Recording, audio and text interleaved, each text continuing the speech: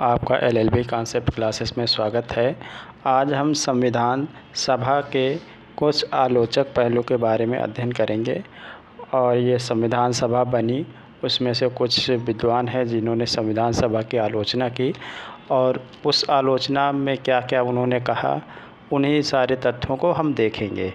और मेरे चैनल को आप सब्सक्राइब करिए, कमेंट करिए, लाइक करिए। तो पहला देखते हैं क्या है। संविधान सभा का जब गठन हो गया और संविधान सभा की जब कमेटी बन गई और उसने जो है ये हमारा संविधान पेश किया, तो देखते हैं क्या क्या जो कुछ विद्वान हैं आलोचक करते हैं। तो कहते हैं कि ये कमेटी का जो गठन हुआ तो ये इसमें पहली आलोचना ये करते हैं कि इसमें जो सदस्यों का जो चयन हुआ वह वयस्क मताधिकार के आधार पर नहीं हुआ।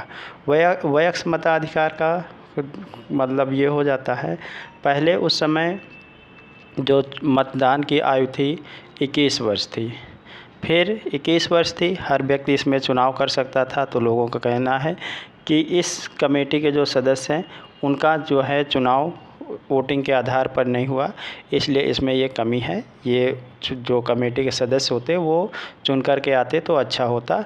अब ये वयस्क मताधिकार में थोड़ा एक पॉइंट और देख लेते हैं। पहले 21 वर्ष थी, फिर 61वां संविधान संशोधन 1989 को राजीव गांधी की सरकार थी, उन्होंने जो है ये चुनाव की जो एज है 18 साल कर दी थी। तो पहला पॉइंट हो गया कि जो है पहली आलोचना का यही बिंदु है कि जो सदस्य चुने गए थे उनमें चुनाव जो है उनका चुनाव सदस्य जनता द्वारा नहीं हुआ था। दूसरा देख लेते हैं। दूसरा आलोचक बिंदु क्या है, कहते हैं सॉवरेंटी यानी संप्रभुता का अभाव है। संप्रभुता का अभाव का कैसे मतलब है कि संप्रभुता का मतलब यही होता है कि हम अपने देश की जो भी हमारे देश की जो भी निजी पॉलिसी है तो उसमें कोई विदेशी राज्य का या विदेशी देश का कोई अभाव नहीं होना चाहिए, मतलब हस्तक्षेप नहीं होना चाहिए। और यहाँ पर ये देखा गया है कि उस समय जो सदस्य गठित हुए थे उन्होंने ब्रिटिश सरकार के प्रस्ताव के आधार पर उसका गठन कर लिया गया था और अब संविधान सभा का गठन करने के पहले उन्होंने ब्रिटिश सरकार से परमिशन इजाज़त ले रखी थी। तो ये भी आलोचना का बिंदु है कि उस समय जो है सॉवरेंटी यानी संप्रभुता का इसमें अभाव था। और हमारे कॉन्स्टिट्यूशन में ये जब उद्देशिका पढ़ते हैं तो उसमें संप्रभु शब्द आया है और संप्रभु शब्द जोड़ा गया है और हर देश यानी हर राज्य की परिभाषा में एक संप्रभुता होना बहुत ज़रूरी है, तभी वो राज्य की परिभाषा कंप्लीट होती है। जैसे राज्य की परिभाषा क्या है, एक जनता होनी चाहिए, निश्चित भूभाग होने चाहिए, सॉवरेंटी होनी चाहिए, यानी संप्रभुता होनी चाहिए। संप्रभुता यानी किसी विदेशी राज्य का या देश का हस्तक्षेप उसमें नहीं होना चाहिए। तो दूसरा आलोचक बिंदु ये है कि इसमें क्या हुआ कि ब्रिटेन की जो है वजह से ये जो है कमेटी गठित की गई थी।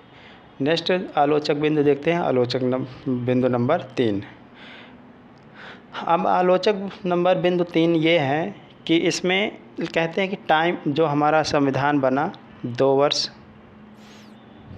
वर्ष 11 माह 18 दिन लगे।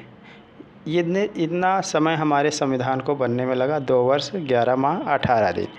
अब कुछ आलोचक ये कहते हैं कि जो अमेरिका का संविधान है वो मात्र 4 महीने में बन कर के तैयार हो गया, इतना समय लग गया।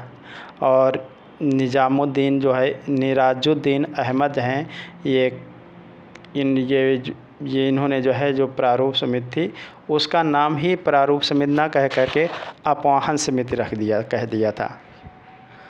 अपवाहन समिति यानी समय को बर्बाद करने वाली समिति। ये है कि अब ये आलोचक हैं, आलोचकों का अपना मत है और उसी आलोचना के बिंदु हम अब डिस्कस कर रहे हैं कि जो प्रारूप समिति थी उसने क्या किया, बहुत सारा टाइम बर्बाद कर दिया। बाकी अन्य देशों ने बहुत कम समय में अपना संविधान बना करके तैयार कर दिया। दूसरा आलोचक बिंदु क्या है देख लेते हैं। दूसरा आलोचक बिंदु है कांग्रेस का ज़्यादा उसमें प्रभुत्व दिखाई देता है। उस समय ये था कि कांग्रेस ही एक जो है राष्ट्रीय पार्टी थी और कांग्रेस का जो है जितने सदस्य थे अधिकांश सदस्य जो थे कांग्रेस के थे तो इसलिए जो है ग्रेविले ऑस्टिन ने कहा, यानी ये जो है ये भी एक जो है आलोचक है ग्रेविले ऑस्टिन ने कहा कि ये जो प्रारूप समिति है संविधान सभा एक देश का एक दलीय निकाय है, यानी जो है जो संविधान बना रहा है वो एक दलीय है और देश का एक दलीय निकाय है। इन्होंने यह ग्रेविले ऑस्टिन ने यह कह करके आलोचना की थी। फिर दूसरा आलोचक बिंदु देख लेते हैं। अगला आलोचक बिंदु ये है कि जो हमारा कॉन्स्टिट्यूशन बना उसमें वकीलों का बहुत ज़्यादा प्रभुत्व है। जहाँ पर देखा जाता है इसको लोग कहते हैं हमारा संविधान जो है वकीलों का स्वर्ग है, क्योंकि इसमें अधिकांश जितने भी सदस्य थे अधिकांश जो है वकील थे और वकीलों ने की जो भाषा है उसी का ज़्यादा इस कॉन्स्टिट्यूशन में प्रयोग हुआ है। तो इसलिए इसको जो है कहा गया है कि इस संविधान सभा में वकीलों का ज़्यादा प्रभुत्व है और जो आम जन है यानी जो आम जन की भाषा है उसका प्रयोग नहीं हुआ है। आप देखते हैं CRPC, IPC, एविडेंस, CPC ये सारी जो है मतलब वकीलों का ये हूबहू उसी तरीके रख दी गई हैं। बस ये है कि ये कह दिया गया है कि जो हमारा अनुच्छेद 13 है, अनुच्छेद 13 में ये कहा गया कि संविधान लागू होने के पहले या संविधान लागू होने के बाद जो भी नियम मूल अधिकारों को कम करेंगे या न्यून करेंगे वो शून्य होंगे। ये बात कह दी गई है हमारे अनुच्छेद 13 में। लेकिन अधिकांशतः जो है इसमें आलोचना का बिंदु यही है कि अब वकीलों की भाषा है, वकीलों ने अपना जैसा उनको कंफर्टेबल लगा अपने हिसाब से ज़्यादा पक्ष रख लिए। अगला आलोचक बिंदु देख लेते हैं क्या है संविधान सभा में। अगला आलोचक बिंदु ये है कि इसमें जो है हिंदुओं का ज़्यादा प्रभाव है। अगली शायद स्लाइड नहीं आ पाई। यानी जो हिंदू हैं इसमें जो है संविधान सभा में ज़्यादा हैं, इसलिए जो है ये कहा गया है कि इसमें वर्चस्व है हिंदुओं का ज़्यादा है। एक लॉर्ड